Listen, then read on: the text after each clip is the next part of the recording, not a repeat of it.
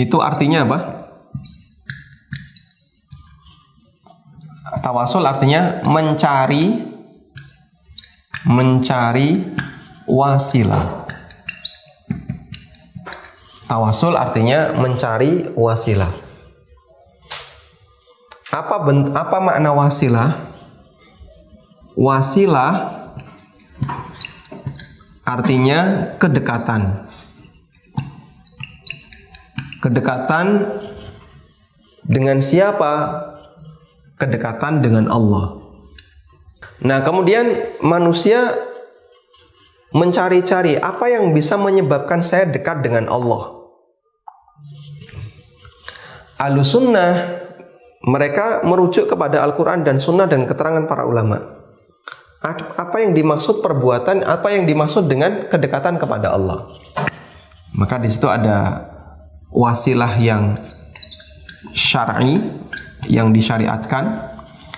Ada wasilah yang bid'ah, yang dia tidak disyariatkan. Dan ada wasilah yang syirik, yang jika ini dilakukan menyebabkan pelakunya keluar dari Islam. Tawasul yang syar'i ada secara umum ada 3 macam ya. Tawasul dengan asma was sifat, nama dan sifat Allah.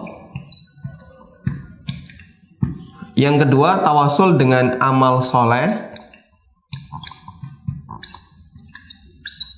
Yang ketiga, tawasul dengan doa orang soleh yang masih hidup. Doa orang soleh yang masih hidup. Bentuk yang pertama, misalnya dengan kita menyebut nama Allah. Ya Razzaq, wahai Zat yang memberi rizki, berikanlah aku rizki. Ya Ghaffar, wahai Zat yang maha pengampun, ampunilah aku. Ya Rahman, wahai Zat yang maha pengasih, yang luas kasih sayangnya, kasihanilah aku. Dan seterusnya. Tawasul dengan amal soleh, kita pernah melakukan ketaatan kepada Allah. Seperti kita beriman terhadap apapun yang Allah turunkan, maka kita jadikan itu sebagai tawasul.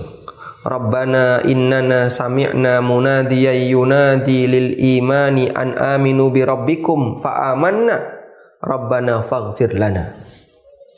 Ya Allah, wahai Rabb kami mendengar utusanmu yang mengajak manusia untuk beriman, fa'amanna, lalu kami beriman.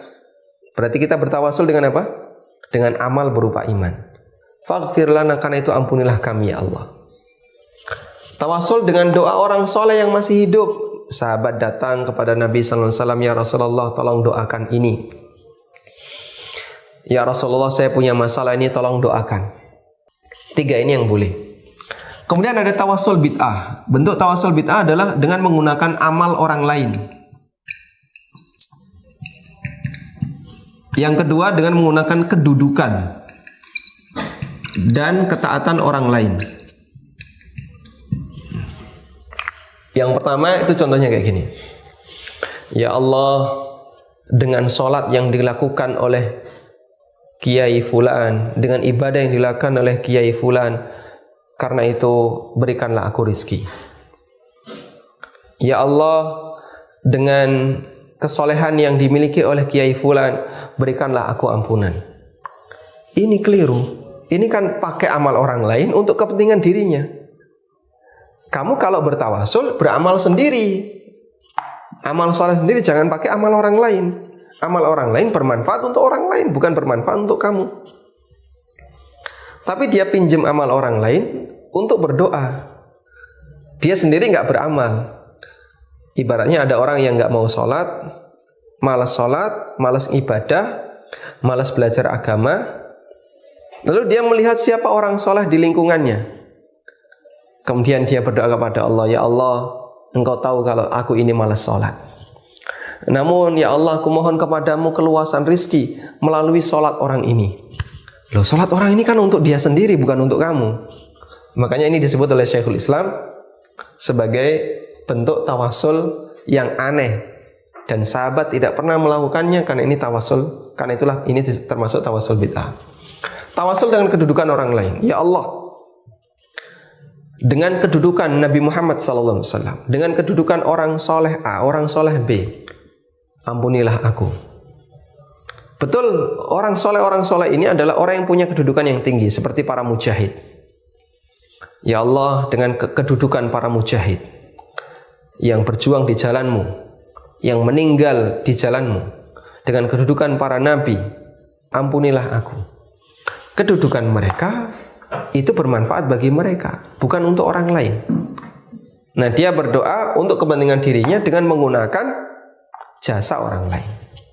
Nah, itu termasuk di antara bentuk tawasul yang statusnya bid'ah.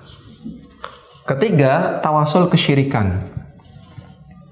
Bentuk tawasul kesyirikan adalah tawasul mencari kedekatan ini ya.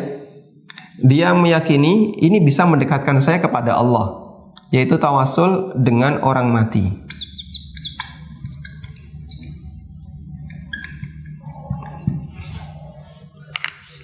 Tawasul dengan orang mati. Maka dia datangi kuburan orang yang sudah mati, kemudian dia berdoa, menyampaikan doanya kepada orang yang sudah mati itu, dengan keyakinan orang ini nanti yang akan menyampaikan doaku kepada Allah, karena dia punya kedekatan dengan Allah. Nah, ini syirik besar sebagaimana disebutkan di surat Az-Zumar ayat 3. Ala lillahi dinul khalis walladzina yad'una min dunihi. Bukankah hanya milik Allah ajaran agama yang murni? Walladzina yad'una min dunihi, sedangkan orang-orang yang disembah selain Allah, mereka mengatakan, ya, penyembahnya mengatakan, ma na'buduhum illa liyuqarribuna ilallahi zulfa. Tidaklah kami menyembah mereka kecuali agar mereka mendekatkan kami kepada Allah Ta'ala. Sehingga mereka menyembah berhala itu bukan karena mereka melihat ini batu, bukan, tapi karena mereka melihat ini adalah wakil dari ruh orang saleh yang nantinya akan mengantarkan doaku kepada Allah Ta'ala. Disebut oleh Allah sebagai orang yang menyembah selain Allah, dan itu bentuk kesyirikan. Nah, tawasul jenis yang ketiga ini yang tadi malam kita bahas ya, dan ini banyak dilakukan oleh orang-orang sufi.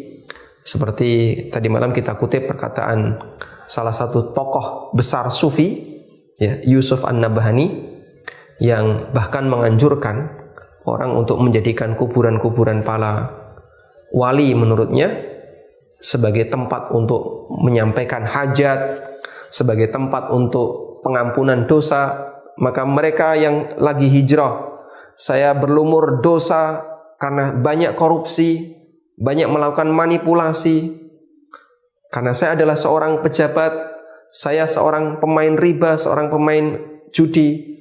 Maka kalau kamu mau tobat, datangi kuburan fulan, tobat di situ, sampaikan kesalahanmu kepada kuburan. Sehingga beralihlah dia dari perbuatan dosa besar ke perbuatan dosa kekufuran.